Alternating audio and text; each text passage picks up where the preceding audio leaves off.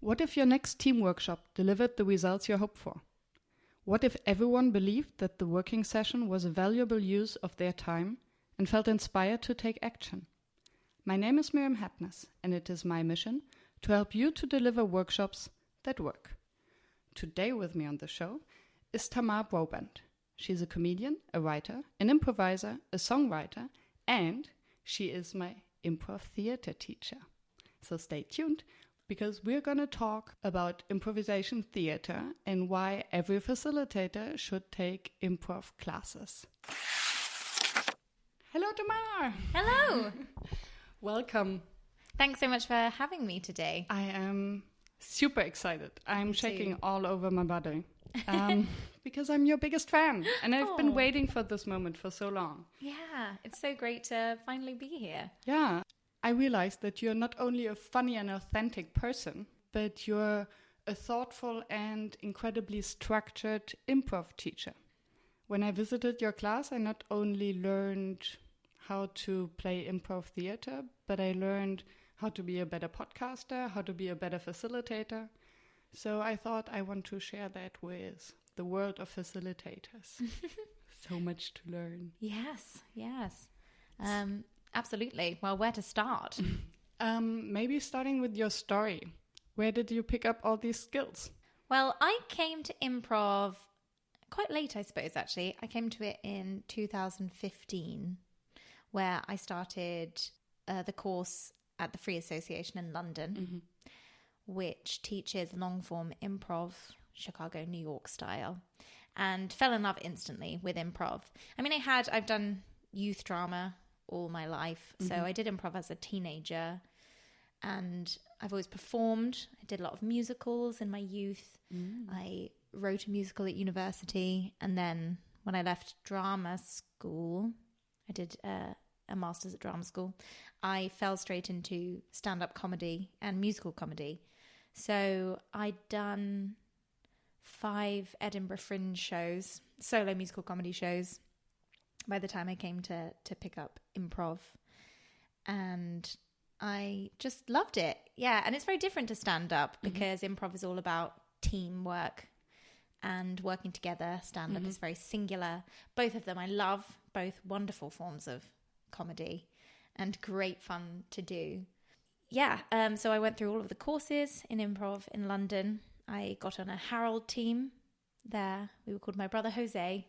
And that was great fun. And then Boom Chicago came to London and did some auditions for their theatre, which is based here in Amsterdam. And they asked me to come join the cast. And I did that. That was last year, 2018. Nice. And then I've been there now for 14 months. And that leads us to where we are today. Great. Before we continue, maybe not everyone in the audience is familiar with improv and what long-form Chicago style means. Maybe you can just give us a nutshell. Sure. So I suppose you could vaguely split improv into 2 categories, short form and long form. Short form being short scenes and games, often with quirks. Things like, we'll do a scene and then every time the piano plays, you have to start singing. And then every time the piano stops playing, we go back into normal performance. Another short form. Yeah, it's great. Oh, yeah, but great fun. I mean, all performing is scary, really, to some extent. I guess some more than others. Another short form game would be, okay, we start a scene and then we freeze and we say continue in the genre of horror, freeze, continue in the genre of romance. That's a short form game. Long form is where we are creating, based on the London model, what I've learned and what we now teach is creating grounded scenes, strong relationships, and finding comedy through character. Specifically, we teach a lot of premise. So we teach premise-based improv is finding a funny attitude or point of view, and we teach game as well, which is finding funny patterns to play with within improv, coming from monologues or other types of inspiration, all kinds of openings, and then from those openings creating scenes, characters, weaving it all together into long-form improv. It's actually quite hard to describe long-form improv, come to think of it. It's one of those things where sort of when you see it, it's quite baffling. So yeah. And what I learned from improv is this listening to each other. And that once you listen, you pick up and you share the responsibility on the scene. So maybe you can share with us the ground rules of improv and why they are so important. I'll share with you what I believe are the two most important, which is listening and yes and. Yeah. I think there's obviously, people say about improv that actually there are no rules. I think there are rules. I think that you learn the rules so that you can then forget the rules and break the rules. But there are quite a lot of them, actually, which is why we have obviously the long course structure. But at the very, very basic level of improv is listening. So listening to what the other person in the scene has said. That's listening to everything. The words, the emotion, the body language, the atmosphere. Listening in a way of taking in all the possible information that the other actor has given with their line. And then yes-anding. So to yes-and is to accept the information that they have contributed and to add another piece of information to the scene. So, for example, I am a fishmonger. Yes, you are a fishmonger and you love to give your fishes double-barreled surnames. Whatever it is. And then to acknowledge that information and say, yes, I'm a fishmonger and I love giving all of the fish that come in double-barreled surnames. And then just seeing wherever that goes. And that is really at the very, very, at the base of every improv scene. And one thing that I learned is this endowing the other, but also endowing myself. So sharing information. So I tell you who you are, as you just said in your example, what you love, and not asking questions. And for my background and who I am, I'm constantly asking questions because that's what I'm used to. And then I am told on stage, answer your own question, because this means sharing the responsibility. So for you, what does it take to be a good scene partner of shared responsibility and yes-anding each other? Well, there's a lot to unpack there. The idea of questions, I think, is interesting both on stage and off, because we say avoid questions in improv scenes because it just delays getting to the action. It means, rather than say, what do you do for a living? You can say, you are a geography teacher. And then we're there and we know. Or, instead of just asking a question about what's going on, you decide what's going on for yourself. And then, we get to the crux of the scene faster. Or we just build it quicker so that the audience can find out who we are, where we are, and what we're doing. That's another one of the basics of improv is who, what, where. Finding those specifics as fast as possible. In a real life situation, I think that's quite useful because it teaches people to make decisions and to trust themselves and their instincts, and also to believe that their ideas are important and valid. So me saying you are a geography teacher is just as valid and my right as it is to say to you, what do you do for a living, and to let you decide for yourself in an improv scene. That's not a hard and fast either, because sometimes it's beneficial to let people decide their own details. There are scenarios in which that does work when it wouldn't work to call someone a geography teacher. For example, if the scene hadn't suggested that they were a geography teacher in the lead up to that point. But that's all kind of, again, learning strong choices and weaker choices in improv. But definitely in real life, I think it teaches people to be assertive and to take chances and to own a space and exist with confidence. Yes, own a space and take space. Because maybe the information of the geography teacher is quite limiting, because either it is your profession, so off stage, either it's your profession or not. But not asking a question, but framing it or giving an answer or piece of information might also inspire the other person to just go another route or tell something about themselves that otherwise they wouldn't have. Mm-hmm. Whereas a question sometimes can feel so intimidating because it puts all the responsibility on the person who's supposed to answer. Absolutely. Yeah, absolutely. And often another reason we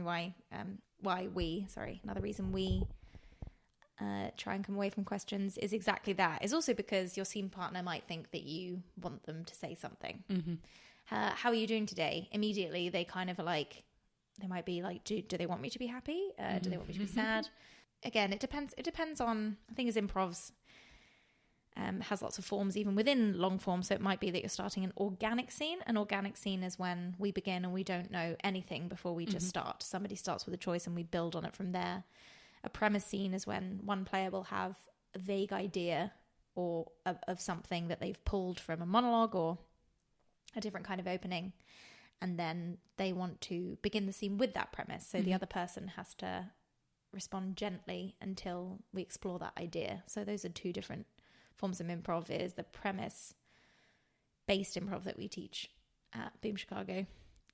Yeah, so in an organic scene, especially, it's a great place to just, make rich statements, and that allows your partner to build upon it, and then you in turn to build upon what they've said, and you really do it together.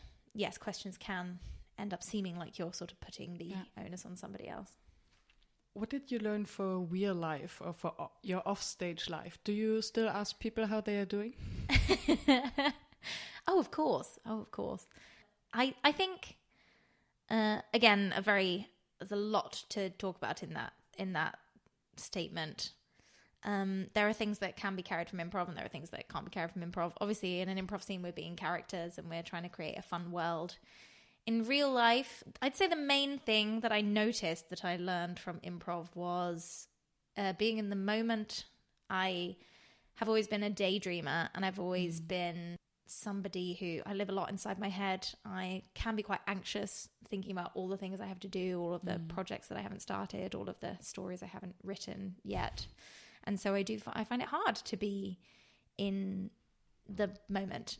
And it means that sometimes I'll miss what has been said, even in a conversation with just one other person. And what really from the very beginning of learning improv, it teaches you that ideally you don't miss a word. Ideally you don't miss a word that's been said on stage, so that you have all of the information in your head and available to you to continue building that scene. And that's helped me limitlessly in everyday life to really pay attention and focus. And can you train that? So did you become a better listener off stage through just continuous practice on stage? Or is off stage then the moment, okay, I'm not at work, so I'm not listening anymore? I think so.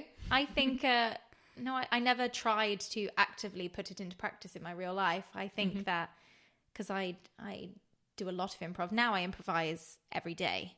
Wow. When I started learning it in London, I was improvising once a week and then up to kind of twice a week. Now we perform 5 nights a week, 6 shows at Boom. So it's something I do regularly, and it's just naturally helped me to be more present. Also, positivity, like very much accepting other people's ideas and building upon them. I think I've learned a lot about communication through improv, and how, we spend a lot of time in real life trying to correct people's ideas in our head, or listening to an idea and thinking, that's not quite what I had in mind and isn't what I do. And so often people's instinct is to say, no, I think this. Whereas such a simple switch is just to accept someone's idea and then build upon it. Yes, I hear your idea, and I also think this. Yeah. And you can still get to place, you can still find your own idea within that language. Totally. Or your own thing. But that way, eliminating that idea of like, no, we can't start with the idea that you've just said. I want to start with my idea. There's no place for that in improv, because whoever has spoken first, that is the truth of the scene that we've built, and we cannot deny that. And I think that's very interesting and useful when you start to use it in everyday life. Totally. And I, in a different context and framework, I observed it for the first time, not in improv theater, but from a lecturer. And I was sitting in his class, and he asked the students to contribute. And sometimes students said stupid things, happens to all of us. And instead of saying, no, that's wrong, he said, yes, and have you thought of? And then the blank would be something which is the exact opposite. Oh. But like this, he created the safe space that every student felt good enough about themselves to say stupid things, ask stupid questions, because nobody felt blamed. And I think this was so wonderful. Yeah, that's brilliant. Yeah. And so then I try, every time I can, I think, okay, can I replace my but by an and? Instead of saying yes, but no, I say yes, and I say the opposite. It's so simple. And yeah, it's, especially from being a teacher, I think it became very clear to me very early on that you don't get anywhere with negativity. Yeah. And negativity, there's a difference between negativity and criticism. As an improv teacher, I think you learn that teaching through positivity is often more successful because it's such a vulnerable thing to do improv. Oh, yes, I can tell. Oh, God. And I remember when I first started learning it, I had one phenomenal teacher and then one teacher who would kind of just abruptly stop you and be like, no, like that's not what we're doing in this exercise. Or, oh, no, you've done that wrong. And I dropped out of that class like 2 classes in because I was just like, oh, God. I'm not doing this. This is so toxic and negative. And in improv, you really want people to be loose and comfortable and to take chances. And no one's going to do that if they're worried about doing it wrong. And the same, I imagine, in a student situation where, if people feel like they've got something wrong, they might retreat into themselves and not try again. And so I can imagine it would be very positive. When I hear... Or in the beginning, I thought the yes-anding concept means that you have to say yes all the time. And then I learned, actually, you can also say no without compromising on the yes-anding. Can you explain what that means? It's quite complicated if you, for the listeners who haven't done improv.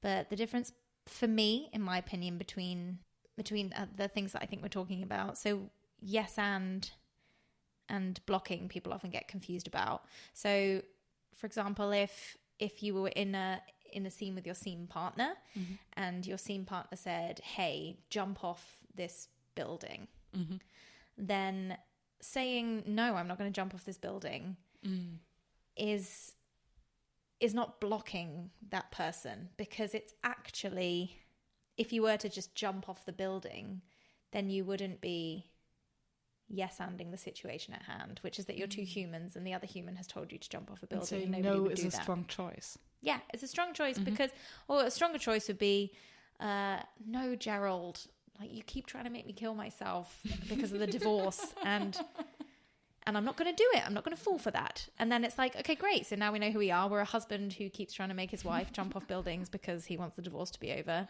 And I'm somebody who's not going to jump off the building. And so then actually there's quite a fun scene in there. You know, we go back to trying to talk through the divorce, and then I know that he will eventually tell me a way to kill myself, and I'll be like, I'm obviously not going to do that. So that can be confusing because you think, oh no, I've said no, but I'm not subverting the reality that we've created. If he said to me, hey, jump off this building. And then I said, what are you talking about? We're not on a building, we're on a boat, or we're in the garden and there isn't a building. That is blocking. That is saying no. That is saying your idea of telling me we're on a building is wrong. Therefore, I'm going to change it and I'm going to deny your offer. So it is, it's quite complex. It's complex, but ultimately, it makes total sense. Yeah. So you don't... just don't jump off the building and... So you don't judge. You don't judge someone's ideas and the scene he or she built as wrong by saying no. I think you just can't. I mean, every improviser has been in a situation or a scene with someone who they think, I mean, what is this person saying? This feels like, I mean, maybe they don't know the same rules as me, or maybe they're maybe they are doing that. Maybe they're saying, what are you talking about? We're in a garden. We're not in a building. And I had a really good teacher who told me in those scenarios, you have to just yes and the crazy as hard as you can, because you can't be the person standing there in the scene saying, what? Like, you're wrong. Because then you become almost the problematic person. And I think this applies so much to the role of a facilitator. If you're in front of a group and you try to help them achieve their goal or guide them through a process, you have basically to yes and everything that happens in the room. And you cannot tell them off. And if they're crazy or you don't agree, you have kind of to deal with this situation. So one other learning for facilitation. So what makes a good scene partner for you? Somebody who yes ands you really hard, and you in turn yes and them really hard. Somebody who's patient, somebody who listens to you. I mean, again, I just think it all comes back to those basics.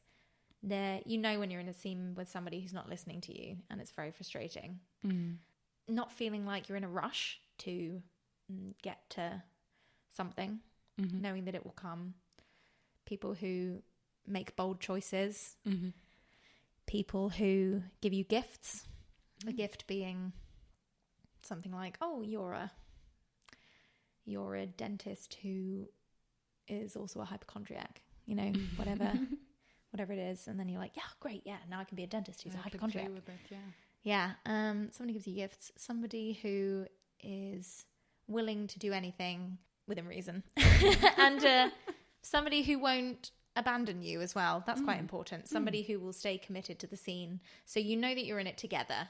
That's the other thing. I mean, we have a rule where you're never allowed to leave an improv scene. So even if you both together are kind of flailing and, you know, it's gone crazy, or you know, something's happened where it's like, oh God, we don't even know what's going on. Like, you are both in it together and you are still committing to whatever reality you've created. And you know that that person isn't going to abandon you, and they're going to stay there and have fun with you till the end. And I can imagine that this has quite a bonding thing to it. You're struggling through it together, and then this makes you a better team somehow. Yeah, absolutely. In the best case. Absolutely. All wonderful, all good improv teams have had fantastic shows and terrible shows. Yeah, one other thing that I learned from improv about real life and communication is that there are 3 things how you can create a good scene. It's by sharing history, so something that has happened in the past, by making a confession, and the third one is by endowing, so telling someone about him or herself, or sharing something about myself. And I realized that using these 3 techniques in real life and also in the workshop space is magic. So if I refer to something that we enjoyed together in the past, this creates a bond. If I confess something, even if it's very small, it creates a safe space. And if I share something about myself, or I give someone a gift about them, everyone loves to hear about themselves. Yeah. So just felt like sharing this. Yeah. That's really fascinating. And I think you're right in that those things in real life help to solidify or create strong relationships, and that's why on stage they give the impression of strong relationships, and we are trying to invent those relationships so that the audience will buy into those characters and follow them on their journey, because they seem so real, because we can relate to them in our real life. And that's what we love at the FA and at Boom is real relatable characters. It's why when we teach confessing, when you make a confession, we always say it's very, very important for the character to play it as something they feel bad about, and that's why they're confessing it. They have to be human, because we cannot buy into a character who has done something awful and doesn't feel bad about it. That's a psychopath, and we don't want to, well, we just don't understand a psychopath. We can't relate to them, whereas we can very much relate to the person who said, you know, I've been wearing your socks.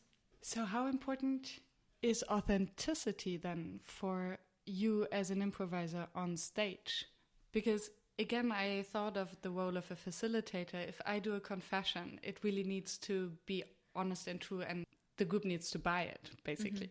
So can you be authentic? Must you be authentic? Or is it just a role? In an improv scene or as a facilitator?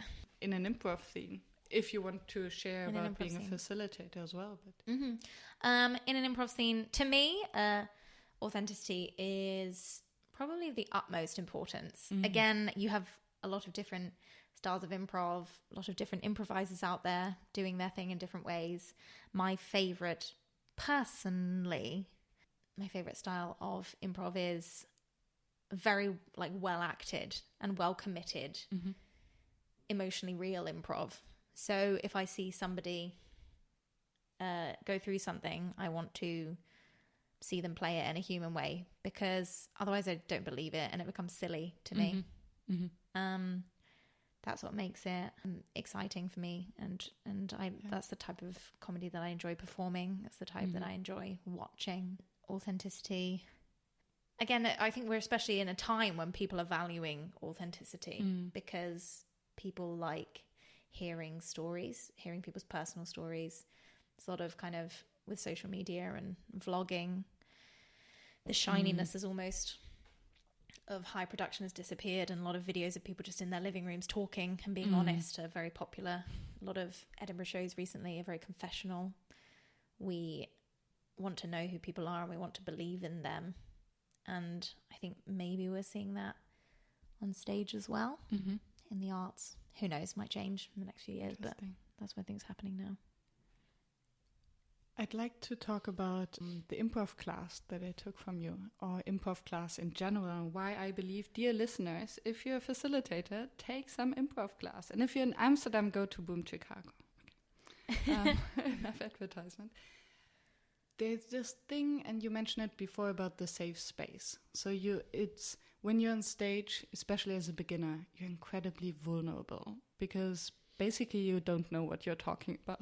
Yeah. Your partner is throwing something at you. Okay, now I'm a dentist. So yes, I'm a dentist. So what am I doing as a dentist? So how do you create the safe space? How do I create a safe space? I guess that the answer to that is I haven't thought about it like that. I always approach teaching with a lot of positivity, and just with the idea that we need to have fun together, because I think that if people are having fun, people feel comfortable and relaxed and more willing to take chances in front of each other and be vulnerable.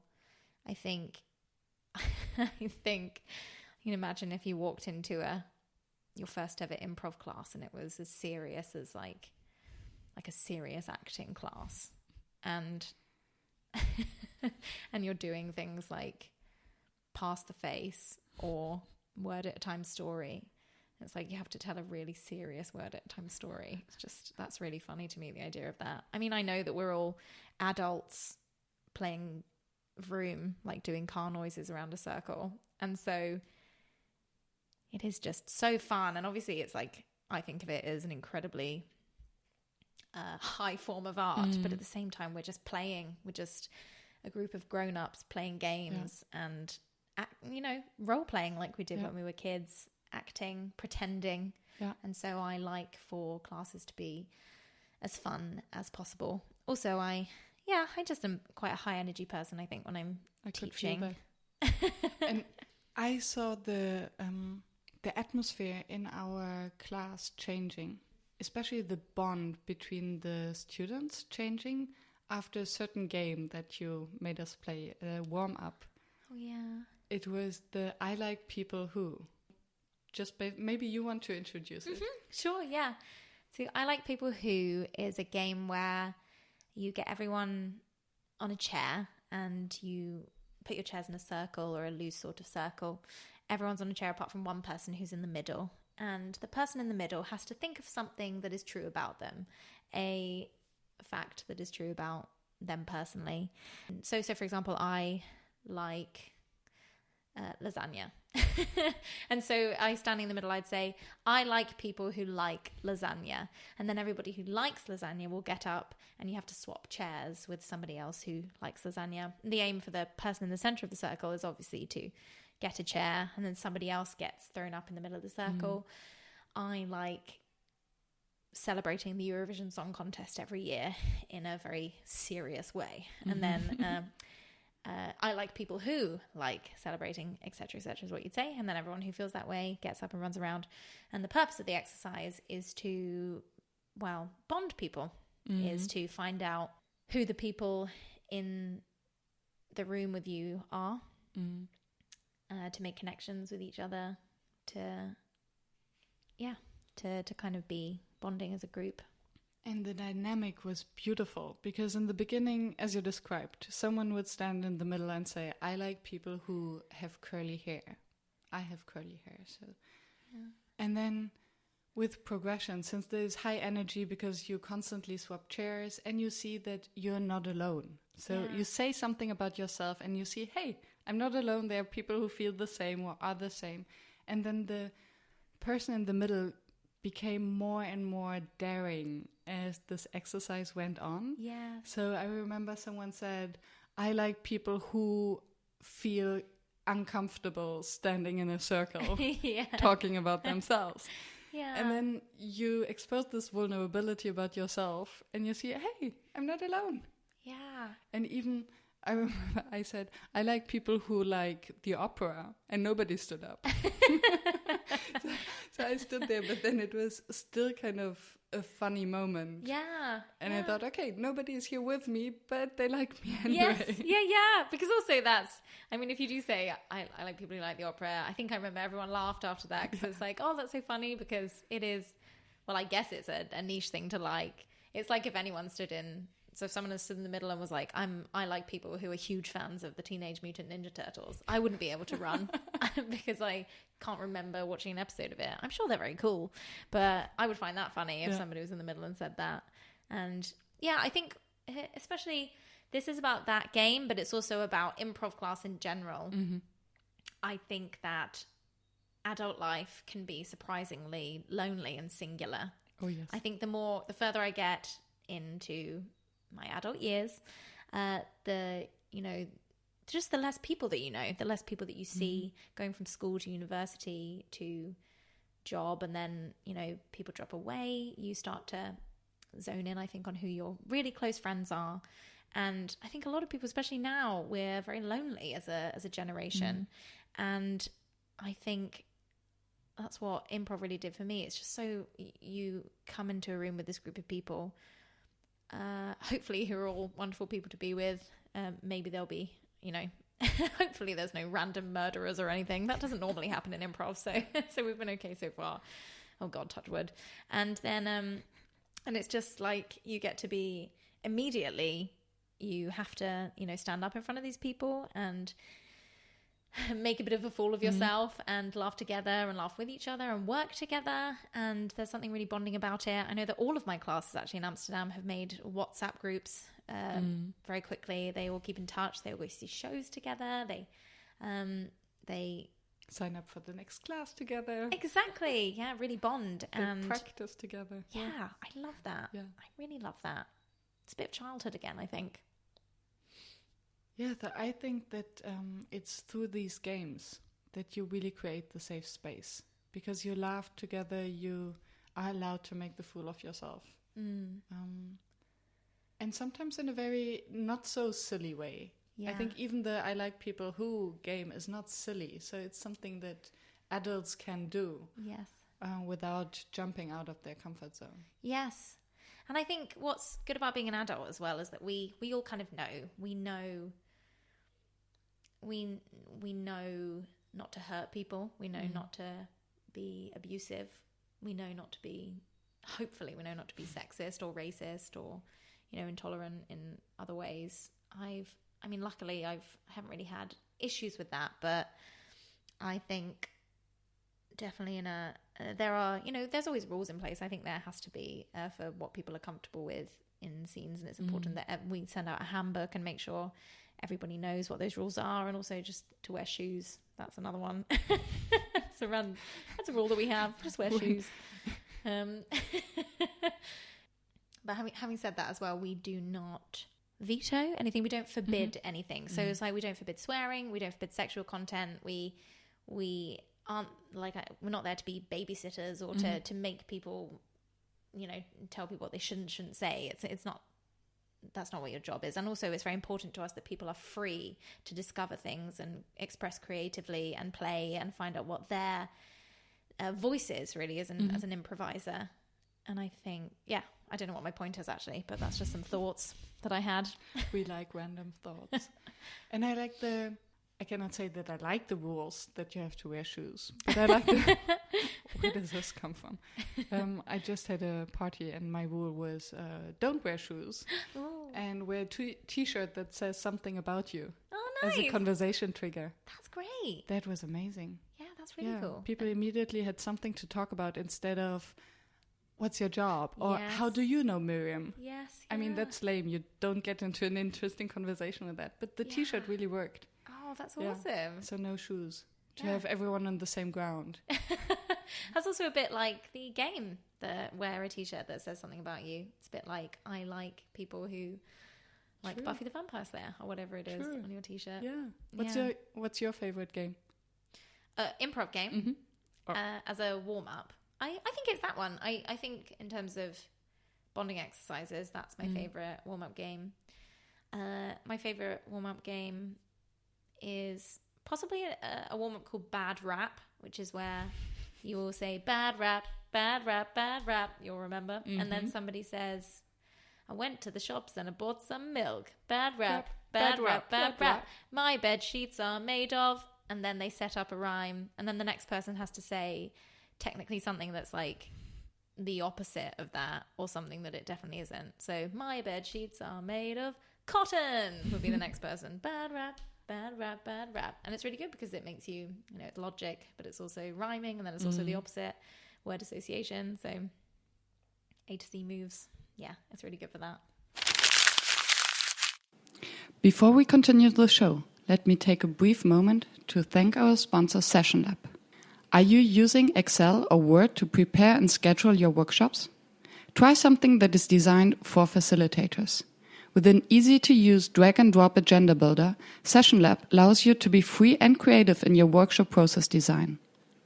SessionLab also comes with an immense built-in library of workshop activities and facilitation techniques to help you to find new inspiration for your sessions. Stop messing with spreadsheets and focus on designing engaging workshops. Try it as sessionlab.com.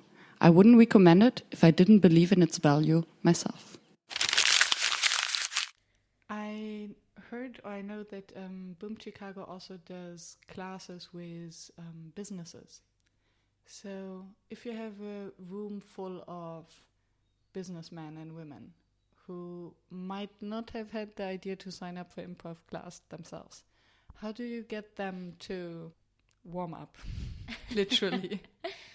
Well, actually, when I do business workshops, we do quite a normal name game warm up, which is fun. I mean, you'd be surprised though how quickly people just jump straight into these things, and it surprised me when I started doing workshops that everybody's really up for it.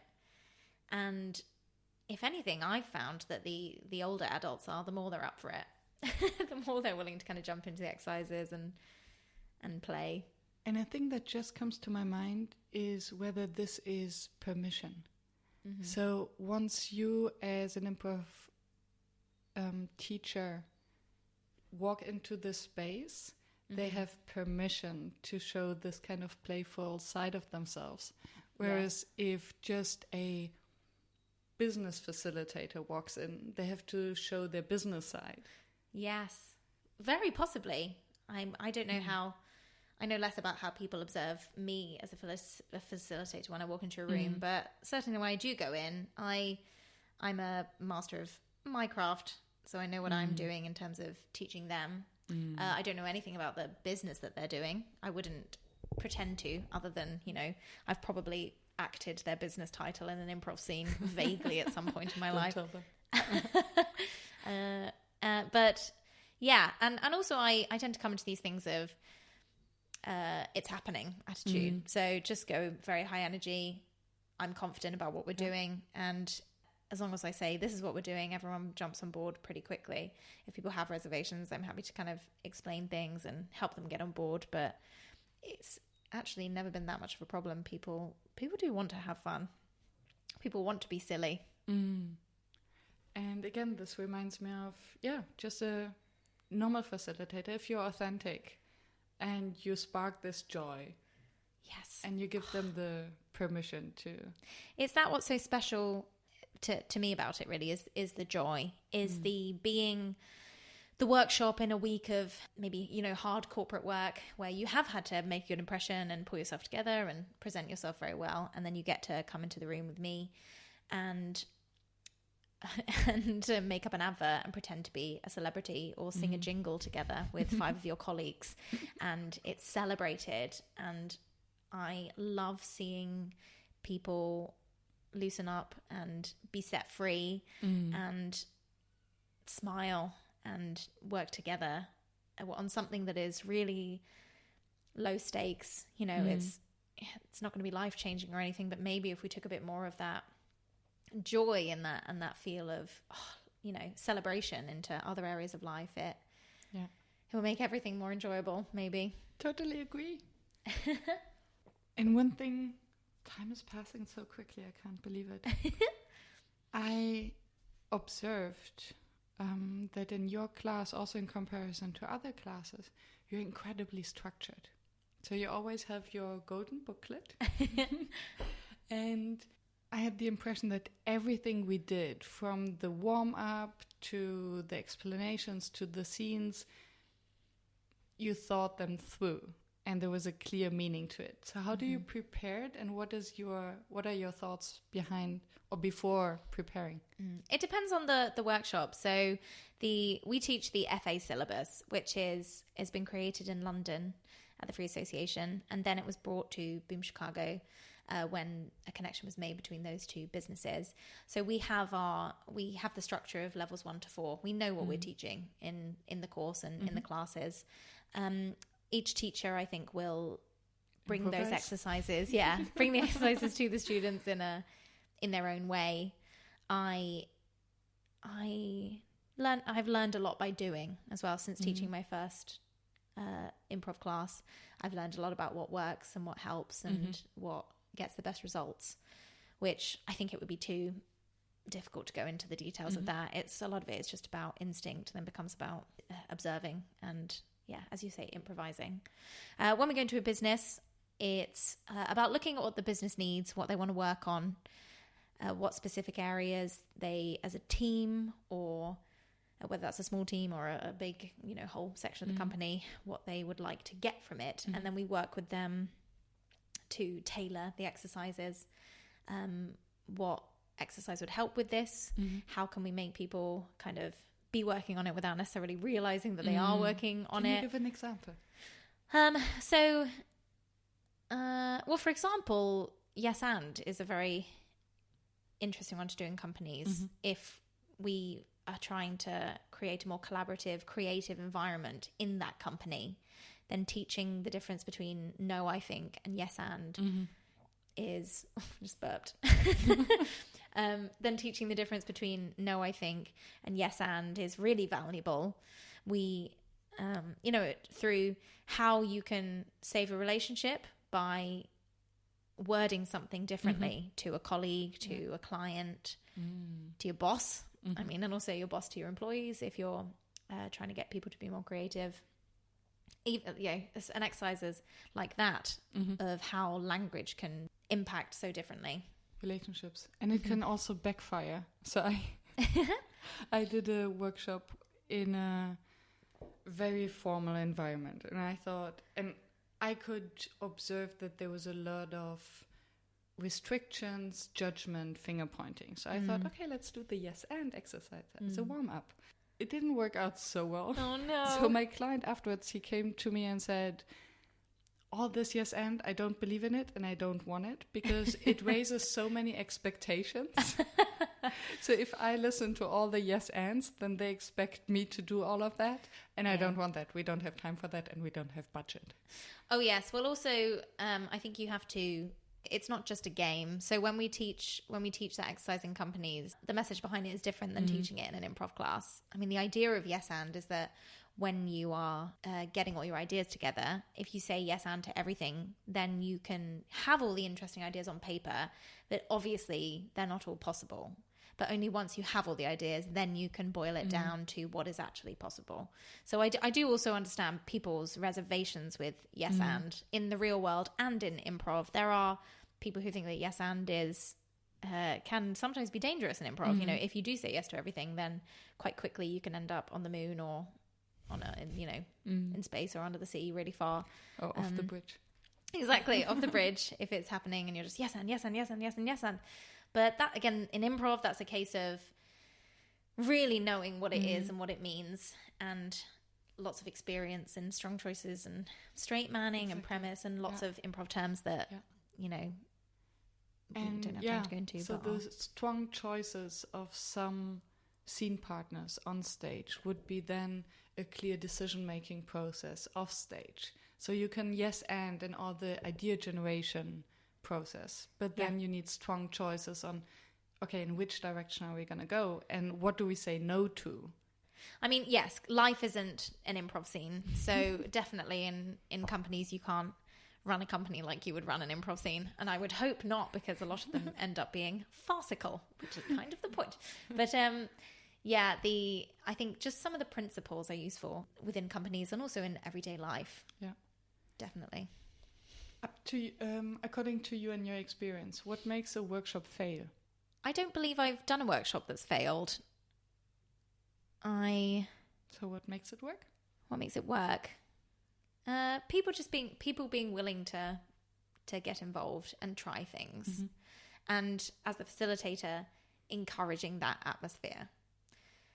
I think that's when it's just the most successful. Is when people say, "Okay, here it is. Let's give it a go and see what I get from it." Everybody will get something different from that workshop. As a facilitator, you cannot micromanage or control what every person is going to feel. All I know as a facilitator is I can go in there and teach the lesson that I want to teach. I can give them the exercises that I want to give them. And I like talking, which is why I really like talking about what people observe from things. Because, you know, sometimes people will have totally opposite reactions to it as well, but it will have in some way, they will be different from the beginning of the workshop to the end of the workshop. That's my aim. Just so something has occurred to them, or they found something, or they did something they didn't expect they would do.